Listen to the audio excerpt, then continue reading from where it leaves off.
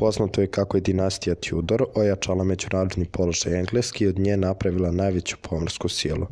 Posle dinastije Tudor dolazi dinastija Stuart 1603. godine. Vladari nove dinastije Stuart zaveli su apsolutizam i time su došli u sukob s parlamentom. U nastojanju da umanji ovlašćenja parlamenta, kralj Charles I izazvao je građanski rat koji je trajao od 1642. do 1649. godine. Vojska parlamenta, predvođena plemićem Oliverom Cromwellom, potukla je kraljevu vojsku. Kralj je potom ubijen, a parlament iz kojeg su odstranjene njegove pristalice proglasio je republiku. Izvršna vlast je tada prešla na državni savet u kome je odlučujuću ulogu imao Cromwell.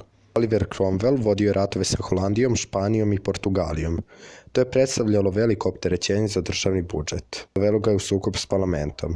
Oslanjajući se na vojsku, on je raspustio parlament 1653. godine i kao lord zaštitnik republike prigrabio je svu vlast. Kruna je ponovo u rukama dinastije Stuart 1660. godine kada Olivera Cromwella sruši njegovo nezadovoljno plemstvo. Tada su u parlamentu oformljene dve nove stranke, liberali i konzervativci, koje su i dan danas jedne od najuticajnijih stranaka u Velikoj Britaniji.